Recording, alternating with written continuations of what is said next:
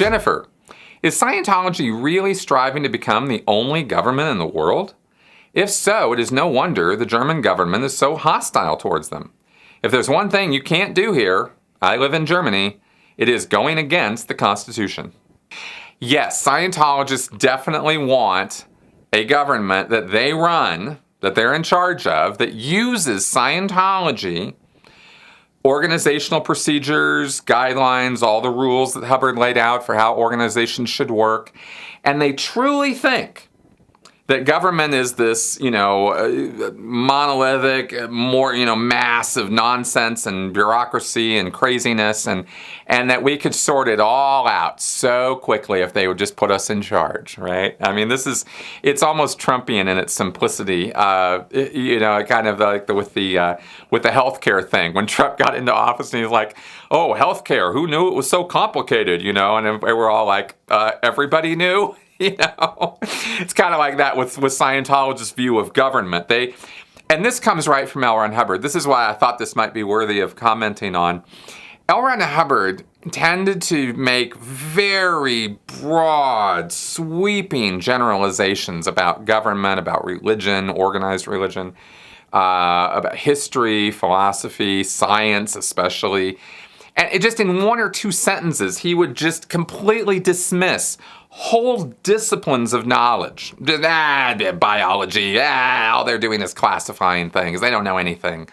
Medicine, they know how to break, they know how to fix bones. They know how to sew up a cut, but they don't know anything else, right? He would just lay waste to whole areas of study with a sentence or two. And he was no different about government. He thought all the governments are crazy. And in fact, Hubbard actually said the ideal government is a beneficent monarchy. And the problem, of course, is that, the matter of succession. How do you make sure that the next monarch is going to be a benign monarch, right? And this is the problem with this. Well, I think he thought that was the best form of government so long as he was the benign monarch. And he wasn't so benign, was he? So, interesting choice for him, of course, because he can't just flat out say, well, I prefer dictatorships.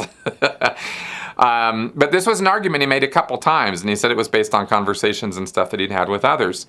But regardless of any of that, Hubbard made it very, very, very clear in his later writings. This was all 1950s stuff. Later in the 60s and 70s when he's developing the Sea Org and this worldwide international network and a spy network to go along with it, which was being run by his wife.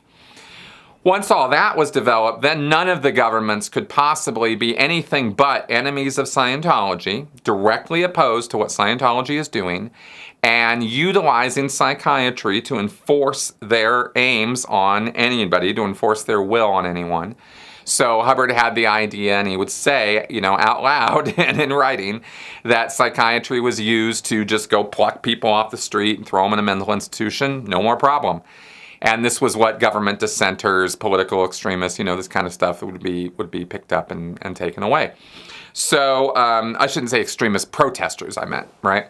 So, and that they should eventually, Scientology should eventually be the one in charge of the whole mess.